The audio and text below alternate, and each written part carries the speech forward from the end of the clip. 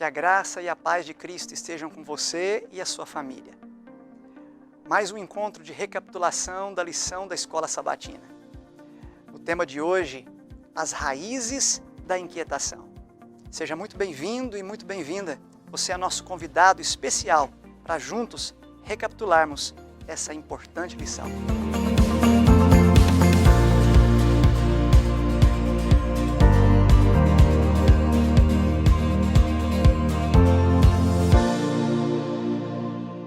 Olá, você é muito bem-vindo e muito bem-vinda a mais uma recapitulação do estudo da lição da Escola Sabatina, nesse trimestre que estamos falando sobre o descanso em Cristo. Nessa semana, nós vamos estudar as raízes da inquietação.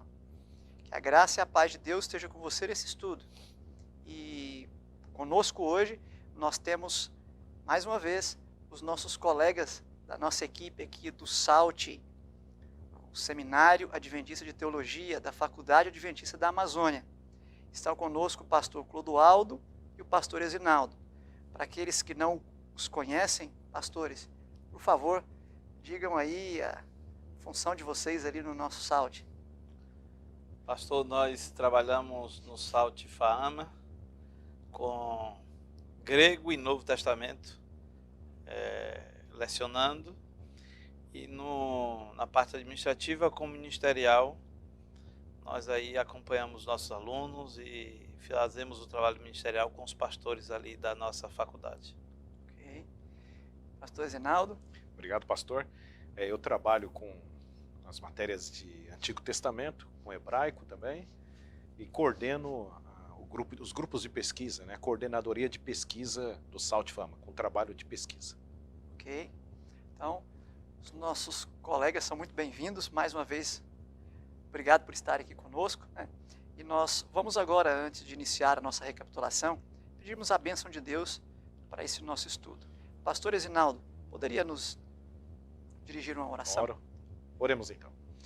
Querido Senhor, mais uma vez estamos diante da sua santa palavra, e nós trememos e tememos diante da sua palavra, porque tua palavra é santa e verdadeira. E ao abrirmos a tua palavra, pedimos que ao mesmo tempo o Espírito Santo abra a nossa mente para compreendê-la, para respeitá-la e para obedecê-la, em nome de Jesus. Amém. Amém. Amém. Bem, nós estamos na lição número 3, Raízes da Inquietação. Eu convido você a abrir a sua Bíblia aí, ter o seu caderno, a sua caneta para anotação, e nós vamos ler o texto, que é o texto-chave para o estudo dessa semana, que encontra-se em Tiago, capítulo 3, verso 16. A palavra de Deus diz: onde há inveja e rivalidade, aí há confusão e toda espécie de coisas ruins. É um texto duro, né, pastores? Um texto que fala de inveja, fala de rivalidade. Eu me lembro que numa outra recapitulação, nós explicamos aqui, né, a profundidade da inveja, do ciúme, quão triste é isso. E o autor começou aqui a lição nos trazendo como exemplo a árvore que se chama álamo, né? Uma árvore muito conhecida nas regiões do norte do mundo ali, uma árvore muito resistente, chega a 30, 35 metros de altura, chega a viver 150 anos, e é uma árvore que consegue crescer mesmo no período de inverno, o que não é comum para as demais árvores.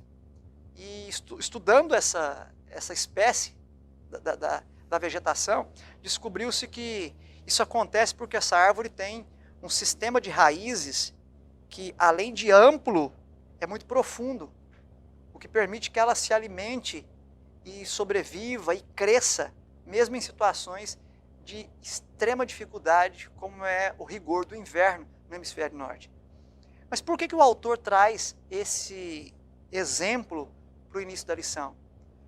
Para nos chamar a atenção de que aquilo que se vê numa árvore, o seu tronco, os seus galhos, as suas folhas, a sua seiva, os seus frutos, são apenas o que você vê que está sendo alimentado por algo mais profundo, algo que está na base, que muitas vezes não se vê, mas que é a causa disso. E aí então a lição passa aí a nos trazer algumas preocupações para a vida daqueles que são inquietos, o que acontece na vida daqueles que são inquietos e qual é a raiz disso. E eu quero convidar os meus colegas aqui, a começar pelo pastor Clodoaldo. Aí na lição de domingo, pastor Clodoaldo, aí diz, Jesus traz divisão. Como entender esse texto, pastor? Se ele é o príncipe da paz, como diz Isaías 9, verso 6, como entender as palavras de Jesus em Mateus 10, de que ele veio trazer divisão? E qual o impacto disso, resultado disso na vida das pessoas inquietas? Para nós compreendermos qualquer texto bíblico, é preciso verificar o seu contexto imediato e seu contexto amplo. Isso é uma regra básica de exegese, Interpretação, né? sim. E quando nós abrimos a Bíblia em Mateus 10, nós vamos ver ali logo no primeiro verso o contexto e para quem ele falou isso, né?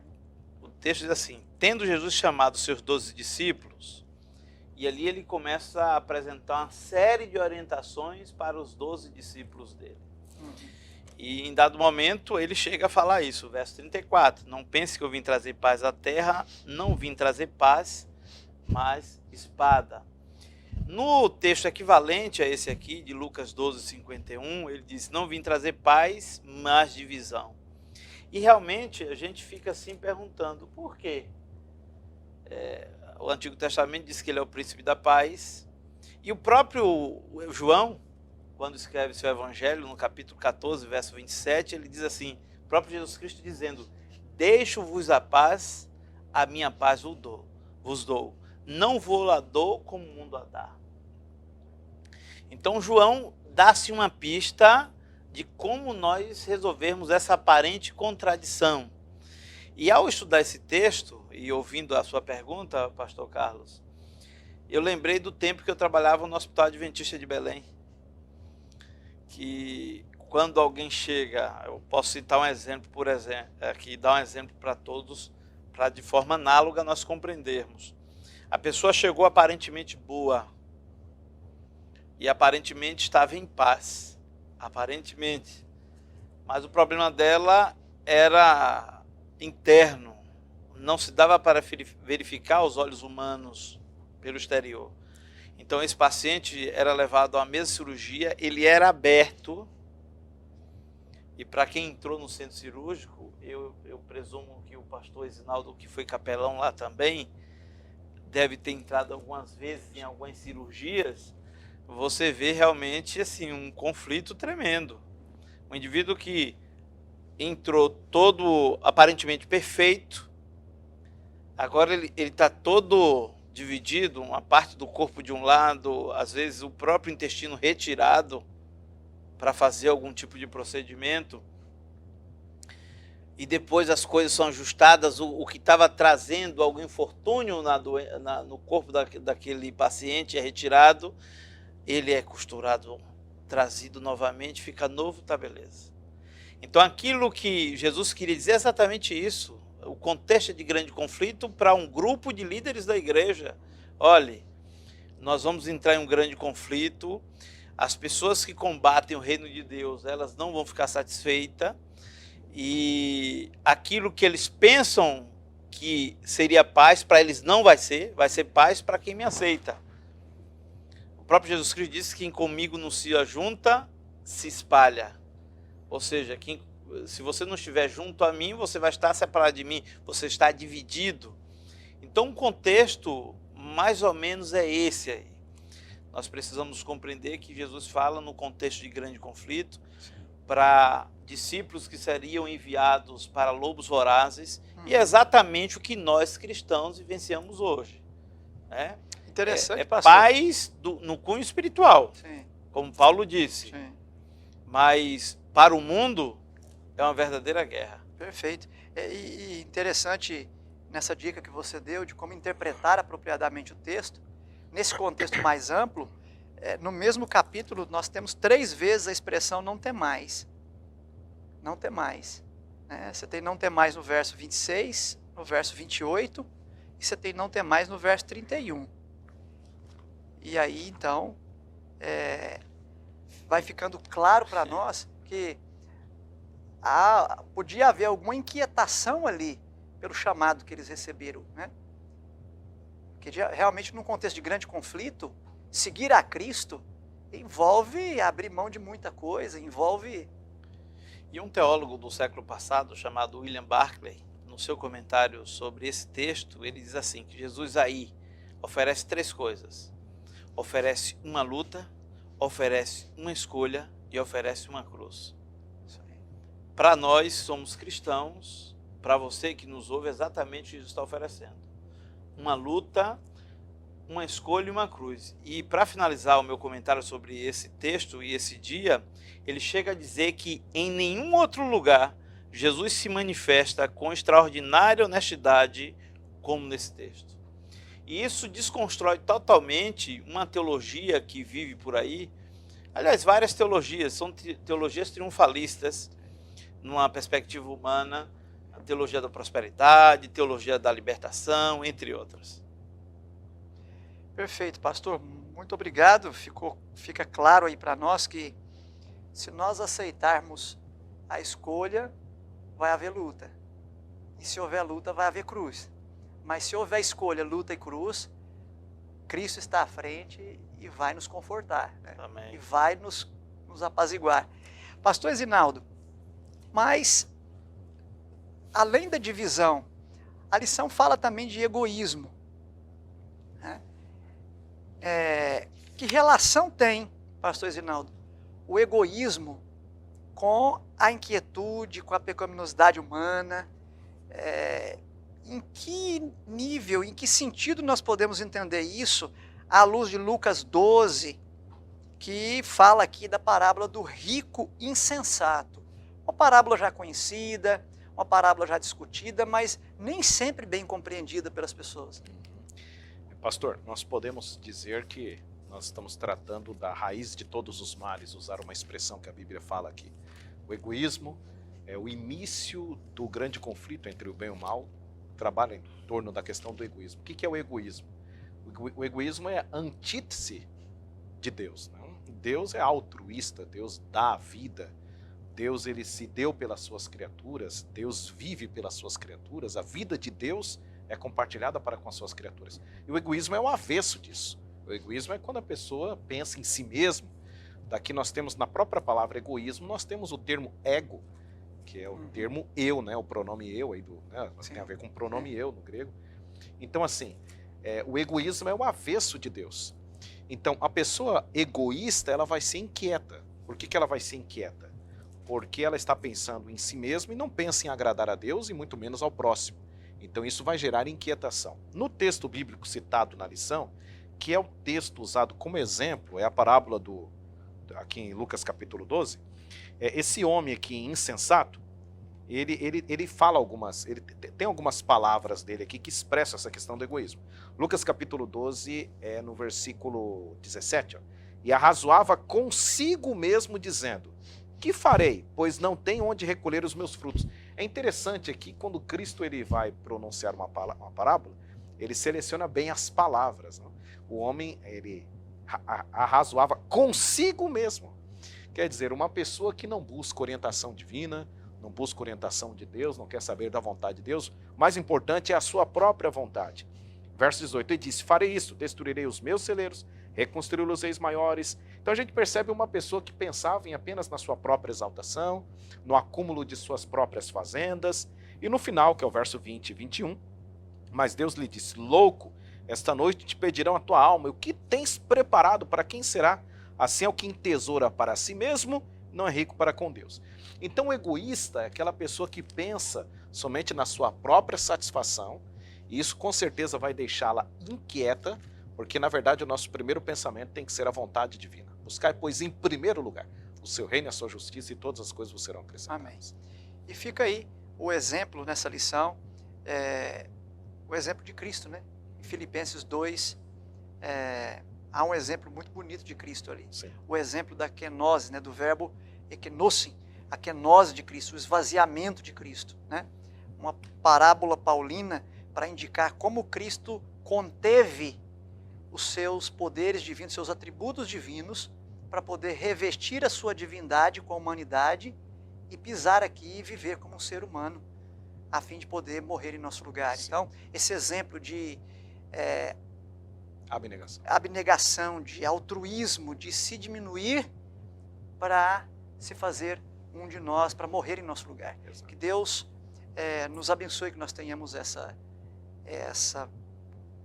atitude também no nosso viver. Nós vamos para um rápido intervalo. Fique aí e em 1 minuto nós voltamos. Você é muito bem-vindo para estar conosco.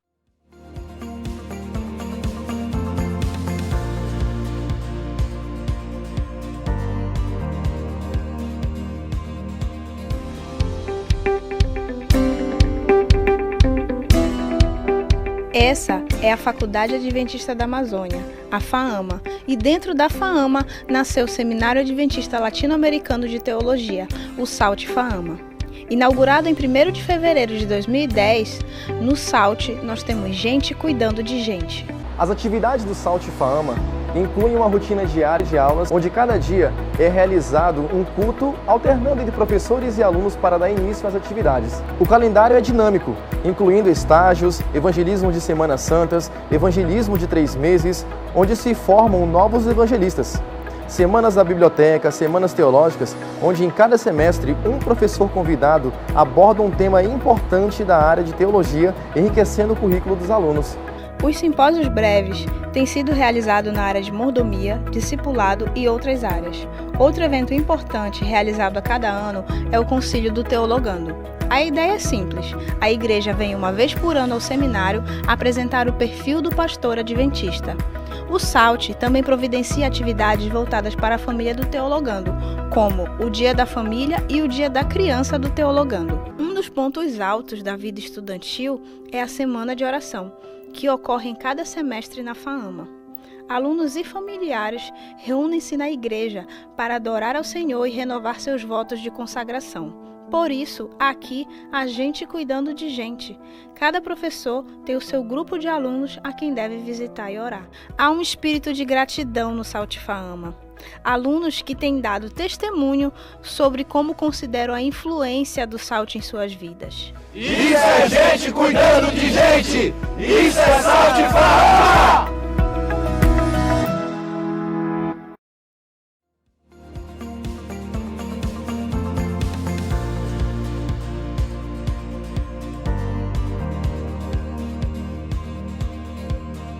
Estamos de volta com o segundo bloco da nossa recapitulação do estudo da nossa terceira lição do trimestre, Raízes da Inquietude.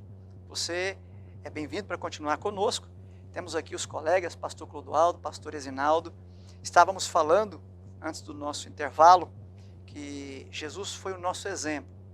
O exemplo de altruísmo, o exemplo de alguém que voluntariamente se diminui, sem perder a divindade, mas se diminuindo, se contendo, mantendo alguns de seus atributos contidos em manifestação, para que pudesse vir aqui morrer em meu e em seu lugar. Que exemplo de Jesus. Pastor Clodoaldo, na lição aqui de terça-feira nós vimos a questão da ambição. E vimos como texto aqui, que tristeza para Jesus, pastor. Na última ceia ali, Jesus na antessala do martírio, no corredor da morte, e ver os seus companheiros ali, inclusive os mais íntimos, lutando entre si para saber quem seria o maior, pastor. Como é que fica isso? Essa ambição, qual a raiz disso, pastor? E o resultado disso em termos de inquietude? Esse problema é sintomático. Em lições anteriores que nós estudamos, o pastor Esinaldo apresentou que Miriam e Arão teve esse mesmo sentimento em relação a Moisés. E quando nós lemos nos evangelhos, se vamos, por exemplo, para Mateus, no capítulo 19, logo depois daquela história do jovem rico, Pedro, depois Jesus diz assim, se você doar tudo para o jovem rico, você vai alcançar um tesouro no céu. É a promessa de Cristo, né? Pedro, ouvindo aquilo tudo juntamente com os outros discípulos, quando o jovem rico vai embora, triste, Pedro chama Jesus em particular e pergunta, e nós, o que teremos? Ou seja, o próprio Evangelho evidencia que esse era um sintoma muito presente nos discípulos, mesmo porque eles possuíam uma visão equivocada de Jesus. Nós sabemos que para o judeu a grande esperança judaica era o Messias, e esses discípulos também aguardavam o Messias em conformidade com as expectativas judaicas, uma vez que eles eram judeus. Então não era diferente as expectativas deles. Eles esperavam um Messias que expulsasse os romanos, que assumisse Israel novamente, o reinado de Israel, e estabelecesse a paz definitiva para o reino de Israel. E isso é muito evidente ao longo dos evangelhos, né? E essa briga lá perto da ceia é evidência disso também. E interessante é que a resposta de Jesus Cristo, lá no livro de Lucas, no capítulo 22, quando ele diz assim, os reis dos povos dominam sobre eles, os que exercem autoridades são chamados de benfeitores, mas vocês não são assim. Pelo contrário, aqui Jesus apresenta a lógica da liderança do seu reino. Porque, veja, o que eles estão demonstrando aqui é a ambição, o desejo exacerbado por posição, status, poder, glória e bens. É o tema da lição, ambição. E Jesus apresenta qual a lógica do seu reino, diz assim, pelo contrário, o maior entre vocês seja como o menor. E aí o senhor pode fazer um link, e os irmãos que nos assistem podem fazer um link com o que Paulo escreveu ali em Filipenses 2, 5 a 8, que apresenta uma lógica progressiva do que é servir. Sim. Você tem Jesus comparado a Deus, depois comparado a servo, depois comparado a homem, depois ele ia passar por morte, e ali especifica a morte mais vergonhosa. E depois vem a exaltação. Exato, a morte de cruz para poder se exaltar. Então, era o que Jesus queria que eles captassem. Olha, a lógica do meu reino é diferente da lógica que vocês têm no coração. Agora, interessante que Jesus está ali sempre tomando cuidado de não deixar prosperar essa ambição, né? Sim. Quando a mãe dos primos vem pedir posições privilegiadas, ele fala, olha, calma que vocês não sabem o que vocês estão pedindo, né? Depois os outros ficaram, o texto lucano diz que os 10 ficaram muito bravos com o pedido dos dois, da mãe dos dois, né? E Jesus vai para a ceia e, para não ter diferença, coloca os 10 sentados na mesma altura, junto com ele. Mas ainda assim ali há uma provocaçãozinha em João. João cochicha perguntando quem é o traidor. Jesus não responde só para João, Jesus prefere responder para todos. Depois, na ressurreição de Jesus, João e Pedro saem junto correndo, mas João deixa Pedro para trás. Depois, quando Pedro está se reconciliando, ele pergunta para Jesus, e esse aí? Né? Então, Jesus vai tentando não deixar claro que no reino dele, a ambição... Não há predileção. Não há predileção, não tem motivo para a ambição. A única coisa que justifica a ambição é a pecaminosidade do coração humano. Né? Pastor Zinaldo, e a hipocrisia que vem ali na esteira da ambição? O que dizer da hipocrisia à luz desses textos que a lição comentou essa semana? Né? Pastor, analisando aqui a lição dessa semana, vocês estavam comentando, aí me veio um pensamento assim na mente. Tudo isso revela quão depravada, né, uma palavra muito forte, é a natureza humana. E assim, nós estamos tratando sobre esses sentimentos e tal, e parece que quando a gente trata desses assuntos, parece que a gente quer tirar o corpo fora. Não, isso não acontece comigo. Esse é um problema sério nosso. Porque essa é a doença de Laodiceia. Rico sou e de nada preciso, eu não tenho essa doença, não. Essa é a síndrome laodiceana, lá no Apocalipse capítulo 3, né? Quando a gente acha que esses problemas também não vão nos afligir. Eu acredito que nós, como pecadores, por natureza, infelizmente, esses sentimentos, em algum momento na vida, passam pelo nosso coração. Tá? Inclusive esse aqui, a hipocrisia. Nós estamos tratando a hipocrisia. Respondendo aqui brevemente a pergunta, aqui a lição ela apresenta Mateus capítulo 23, é um texto longo, o amigo pode ler em casa aí do versículo 1 até o versículo 13, e o objetivo dos autores da lição é justamente pontuar quais são as características da hipocrisia. Eu enumerei aqui 4 na resposta. Então, primeiro, os hipócritas, ou então o hipócrita, não vive o que prega. A palavra hipócrita dá essa ideia de um ator, né? É um ator, não vive o que prega. Segundo, quer ser visto, tem a necessidade de ser visto. Ama o primeiro lugar e quer ser admirado pelos outros. Aí eu faço uma pergunta, né? A mesma pergunta que Jesus fez quando esteve lá em João capítulo 8, diante daquele público que estava querendo apedrejar a mulher. Quem aqui nunca sentiu isso? Atire a primeira pedra. Então, apenas acho que essa lição está revelando o grande problema que nós somos. O drama do ser humano. O drama do ser humano. Nós somos isso aqui. Eu não posso olhar para essa lição, não, isso aqui não acontece comigo. Se eu fizer isso, aí sim eu estou incorporando a síndrome laodiceana. É a doença de Laodiceia. Não, eu sou isso aqui. Eu tenho esse problema de egoísmo, eu tenho esse problema de inveja, eu tenho esse problema aqui. E aí eu acredito, pastor, que a cura começa aí. É quando o doente reconhece que ele está doente. Pastor, se o senhor me permite, Pois não. no capítulo 23 de Mateus, nós temos uma das admoestações mais duras de Jesus para com um grupo de religiosos, que o próprio texto identifica como escribas E fariseus. E ele usa um termo, que é o título da lição de quarta-feira, hipócritas, do grego hipócrises, ou hipócritas. E a gente precisa, para compreender de forma mais ampla o que é um o que o hipócrita? pastor Isinaldo está tentando nos ensinar, é preciso compreender quem eram esses, o que isso representava. Esse termo significa representar um papel.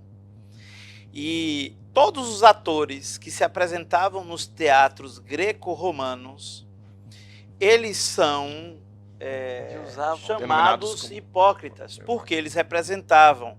Eles não apareciam como eles eram, eles usavam uma máscara. Então, quando vem essa admoestação de Jesus Cristo contra os líderes religiosos e que é aplicável para os nossos dias, Jesus está dizendo o seguinte: vocês não podem ser atores. Vocês não podem ter aparência de adventista e viver com um mundano por trás. Tire a máscara. Vai aparecer quem você é. Você vai aparecer como um pecador. Aí eu vou poder fazer alguma coisa por você. Porque enquanto você ensinar e viver fora da realidade, porque ensinar e viver fora da realidade, eu não posso fazer nada por você. Então, o capítulo 23 de Mateus nada mais é do que a tentativa de Cristo de resgatar um grupo que se sentia o melhor de todos os outros, mas que na realidade estavam totalmente perdidos. Interessante, pastor Clodoaldo, nessa mesma esteira de raciocínio, nós temos aqui em Mateus 23 o detalhe de que essa advertência aos hipócritas, escribas e fariseus, ela se dá no contexto da prévia ali, contexto ali já chegando no momento em que Jesus vai fazer o seu sermão escatológico. Né? Essa sessão toda de Mateus, que começa em 21 até 25, que mostra exatamente o problema de Mateus 21 a 23, o sermão escatológico em 24 e depois as 7 parábolas de juízo, começando ali no 24, a segunda parte, vai até o 25. O que conecta essa advertência de Jesus diretamente ao contexto escatológico de Mateus 24. O que traz para nós uma relevância muito grande, porque o sermão escatológico de Jesus tinha algo aplicável à destruição de Jerusalém em anos 70, mas existiam predições ali para a escatologia do tempo do fim.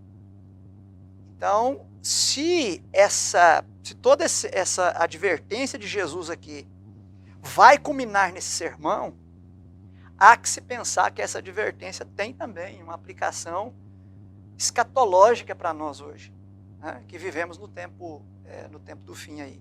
E há aqui, inclusive, o equivalente ao rib profético veterotestamentário, que é o ai, aqui no verso 13. Ai de vós, escribas. Quando você lê o Antigo Testamento, o pastor Esinaldo sabe disso, né? O ai, o rib profético, quer dizer, aquele anúncio de juízo de morte antes da morte chegar, né? E todo estruturado ali naquelas 7 etapas, né? Em que o profeta denunciava de fato esse juízo iminente. O pano de fundo parece aquele discurso profético, aqueles discursos que os profetas faziam no Antigo Testamento, chamado de oráculo profético, que tem toda uma estrutura. Toda uma estrutura. Mas, pastores, fechando então a parte de quinta-feira, eliminando a inquietação. Depois de tudo isso que a gente viu, ambição, egoísmo, divisão, hipocrisia, a relação disso tudo com a pecaminosidade humana, a lição termina nos fazendo lembrar que qual é a solução para isso? Onde está a solução disso? E apresenta a promessa de Jesus aqui em João 10, pastor Clodoaldo. Fala um pouquinho para nós sobre João 10. Essa é uma das promessas mais importantes na Bíblia, mais lindas da Bíblia. E nós precisamos ter essas promessas bem vívidas em nossas mentes. O apóstolo Paulo, quando escreveu a carta aos Romanos, ele registrou um texto muito interessante, o capítulo 15, verso 4, que ele disse assim: tudo quanto outrora foi escrito, para o vosso ensino foi escrito, para que pela consolação das Escrituras tenhamos esperança. E João, quando escreve esse texto, ele já está bem velhinho, morando em Éfeso, bem perto já da sua morte, o último discípulo. E eu admiro muito o João exatamente porque ele só, na sua solidão, ele conseguia, na ausência dos amigos, ele conseguia encontrar a presença de Deus em sua vida. E ele diz assim: não se turbe o vosso coração. Crede em Deus, crede também em mim. Aí ele tenta transportar a mentalidade dos seus ouvintes para a grande esperança de todos nós. Na casa de meu pai há muitas moradas. Se assim não fosse, eu teria dito, vou preparar-vos lugar. E o restante vocês já sabem.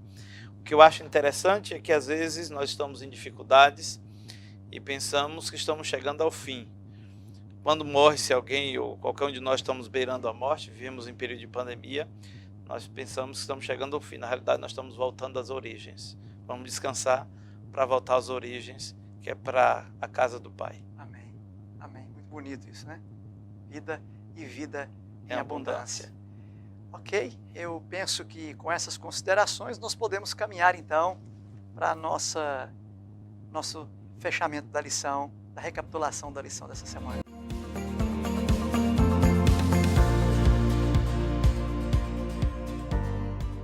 Pastor Clodoaldo, qual seria então a sua síntese da lição dessa semana, considerando tudo que nós estudamos e deixando uma mensagem de aplicação prática para as pessoas que estão nos acompanhando? É muito fácil sermos contaminados pelo egoísmo, pela ganância, pela ambição e nos depararmos no final da vida com a brutal realidade de que isso apenas nos distanciou de Deus, de Cristo e de suas promessas. Mas quando nós olhamos para João 14, verso 6, eu sou o caminho, eu sou a verdade, eu sou a vida. Nós vemos que em Cristo existe uma esperança para a raça humana. Em Cristo há esperança para o meu pecado, para o meu desespero, a minha tentativa até louvável muitas vezes de ser melhor, infelizmente não consegui. Em Cristo eu conseguirei. Os méritos de Cristo serão colocados em mim. E toda ambição, egoísmo, ganância, inveja, eles serão lançados sobre Cristo e diante de Deus eu terei a natureza de Cristo e Cristo terá a minha natureza. Essa é a nossa esperança. Essa é a sua esperança. Pastor Esinaldo, uma mensagem de síntese da lição e uma mensagem resumida aí para os nossos assistentes, as pessoas que nos acompanham. Eu achei muito interessante, muito sugestivo o título da lição, né? As raízes da inquietação. E a lição ela veio apresentando várias manifestações pecaminosas, né? Egoísmo, presunção, divisão, orgulho, hipocrisia. Só que acho que o mal, é aquele ditado, né? O mal precisa ser tratado em sua raiz. Então, quais são as raízes de tudo isso? Então, a raiz está na natureza humana. Nós confundimos o pecado, a gente confunde o pecado, aqui está o problema do legalismo, confundir o pecado meramente como um ato. Que na verdade o pecado é muito além do que um ato. O pecado ele atingiu o DNA, o gene humano, então, a natureza humana. Então esse problema precisa ser resolvido aqui dentro do coração, dentro da natureza. E aí não há obra humana alguma capaz de fazer isso, de transformar aquilo que está depravado. Então essa é a natureza humana. Somente uma obra divina. Usando o mesmo texto que o pastor Clodoaldo frisou, mas o início do texto, que é São João 14, versículo 1, um texto que você bem conhece, né? Não se turbe. Eu achei muito interessante o uso desse texto para a lição. A lição ela fala sobre inquietação, embora aqui o termo era não se turbe, turbulência, não se inquiete, não se turbe o vosso coração. E qual é o segredo para resolver o problema no âmago, na raiz? Não se turbe o vosso coração, credes em Deus, crede também em mim. Então eu acredito que a fé em Jesus Cristo, não somente a crença que Deus é poderoso, que Deus é o Criador, na verdade essa é uma fé mais generalizada, todos assim creem, mas a fé em Jesus Cristo como Salvador, a fé em Cristo como aquele que perdoa os pecados, a fé na graça de Jesus Cristo é o único antídoto, o único remédio, a única solução para resolver esse problema que afetou a raiz. Então as raízes da inquietação. Então talvez a pessoa esteja aí inquieta e essa inquietação esteja sendo manifestada através de uma presunção, de uma hipocrisia, de um egoísmo, de um sentimento faccioso, usando os termos bíblicos. A maneira de se resolver isso é uma só. É a graça de Jesus Cristo, que pode atingir a raiz do problema, que pode atingir justamente a nossa natureza. Perfeito. É justamente nesse ponto que a lição chega, né?